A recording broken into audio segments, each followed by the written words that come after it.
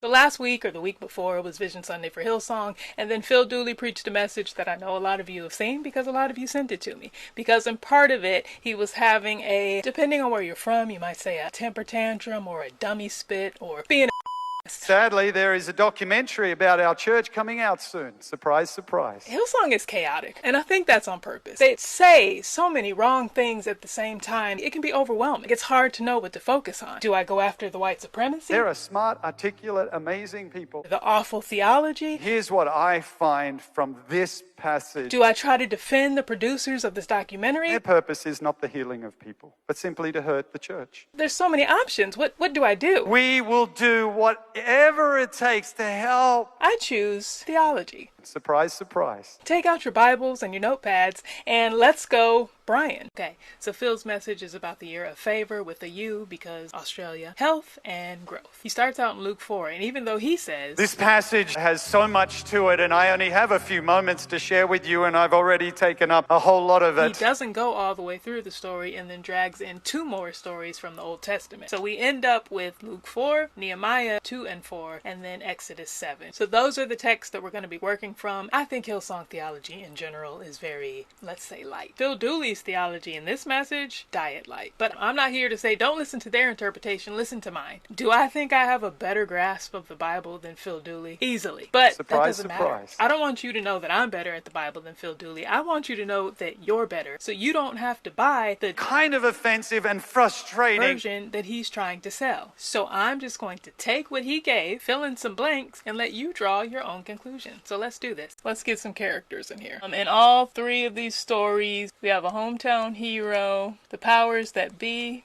and then people, regular, degular folks. And actually, I am going to switch these because the regular people are always in the middle. These are the texts, the stories that have been given to us by Phil Dooley to talk about what is going on at Hillsong. So as we're trying to decide who represents who in these stories, we need to be thinking about power dynamics. Who has power? Who has money? Who has influence? And the status quo. Who is benefiting from things being the way that they are? So in all of these stories, he is comparing Hillsong to, in his estimation, Jesus, Nehemiah, and Moses. Contrasting with the big bad producers. And if those producers were truly attempting to do an expose, I would like to expose them to a place called Guguletsu. This rich white man proceeds to list a few ministries that help impoverished people of color, none of which are ministries that were started by Hillsong. And no offense to any of them, but what does that have to do with me? Is he saying that the producers should think all the shenanigans people in the documentary were subjected to were a fair and even exchange for the little bit of help that this global multi-million-dollar behemoth has bothered to send to these random ministries over the years? Who is he to decide that? So he's got a lot to say about who they should have talked to, but very little to say about the people they did talk to.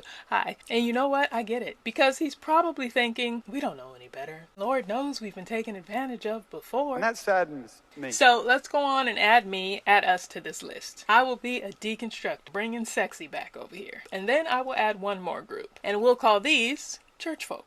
These are people who may or may not be part of Hillsong. Like me, they are not the producers, but unlike me, they still believe in all this. So there we are, and here we go. So let's talk about Jesus. Jesus was a marginalized man under Roman oppression, grew up one way, and then came back to town with some new ideas. When it comes to stories about Jesus, stories, sermons, messages, I do not like when preachers put themselves, the church, me, you put anybody in the Jesus position. The whole point of Jesus is that he came to do what we couldn't do. So in any story about Jesus, there are always other people. If we want to compare ourselves to someone in the story, we need to be looking at the other people, learning from what they did or didn't do. So in this story, I would automatically put all of us over with the religious folks. So let's talk about them. Who are the religious people? What's their deal? They are the establishment, the status quo. They like things the way they are. The conflict in the story comes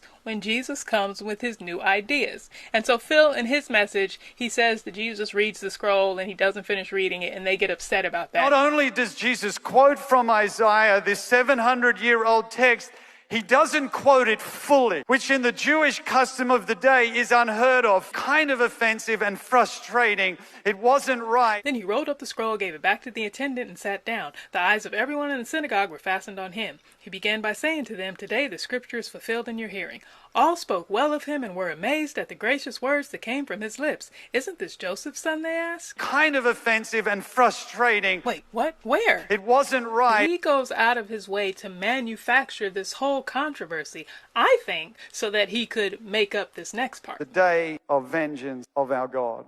Jesus doesn't read that part out. Jesus is saying, I came to bring God's favor to you and remove his vengeance from you. Now, why would a Hillsong pastor go out of his way to manufacture this fictionology that says, hey, good news, God is no longer in the vengeance business when it comes to us? If Jesus just wanted to cut out vengeance, he could have just skipped over that line.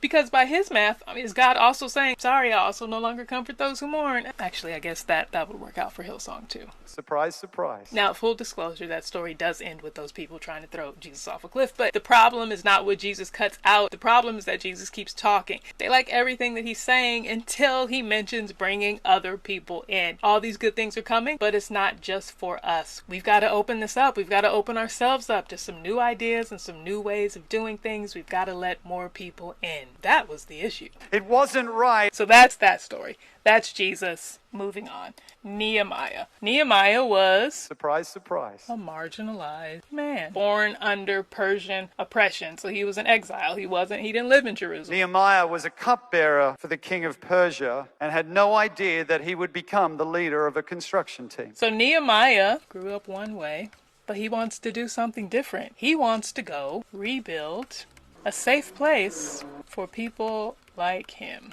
Now, on the other side, Sanballat and Tobiah are like Nehemiah's colleagues. They too are under Persian oppression. Like Nehemiah, their countries have been taken over by this bigger power. Also, like Nehemiah, they work for the king. Nehemiah is a cupbearer, but they are governors. They have been empowered by their oppressor to benefit from the oppression of the people underneath them. It would be like if there was an organization, I don't know, maybe a church or something, that was from one culture that thought it knew how to do things best, so then it would plant itself in other places. It would find men, would offer them more power and money than they could ever legitimately earn with their education and credentials in exchange for keeping the people underneath them in line. So Sanballat and Tobiah, they like the status quo. They are messing with Nehemiah because they do not want the people underneath them to get on their level. And notice, as Phil is using this story of rebuilding, this story that he chose, let's start rebuilding. Let's do whatever it takes to build what God has called us to build. He keeps using the words build and rebuilding interchangeably. Build from a healthy place. There is a very big difference between me saying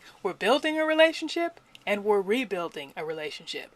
Rebuilding implies that something happened. And something happened, Hillsong. There are people who have been hurt by their experience in our church. Lots of something happened. But Phil Dooley doesn't want to acknowledge that, so why is he using this story? And that saddens me. Moses, third verse, same as the first. He is a surprise. Marginalized man. He is under Egyptian oppression. But initially, he doesn't even know that. He grows up one way, enjoying the power and influence of this oppressive structure. And he notices, wait, this isn't great for everyone. Shit goes down, he leaves, and then he comes back with some new ideas about liberation for people like him. And then on the other side, we have Pharaoh, the established power, benefiting from the oppression of others. He loves the status quo. He's not interested in hearing the stories of the people who have not had a great experience of his church.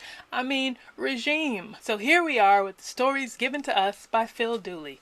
White, rich, male, Phil Dooley, empowered by a powerful religious establishment that he would like you, would like me to believe is represented in these stories here, and here. And I'm not here to tell you what to think. Check my work, do your own work, and you decide who looks more like what. And the only rule here is that Hillsong and the producer deconstructors, we cannot be in the same column. He has said we are enemies. Whenever you build anything, especially for God, you'll have a few enemies. Please notice there is still another group. We still have church folk, because I'm not going to do what Phil Dooley and what Hillsong tries to do. Have you noticed how Phil Dooley refers to Hillsong and the church interchangeably? There are those who don't like the church, who are against what God's doing. Their purpose is simply to hurt the church. This is where it's very important to remember that Hillsong is not the church. Hillsong is a church. And to me, Hillsong does not need to exist. I think it should burn and be no more. My Hillsong wishes have nothing to do with the church. I can separate the two. Can you? Like I said, you check my work, you do your own work, use your own mind, and you decide.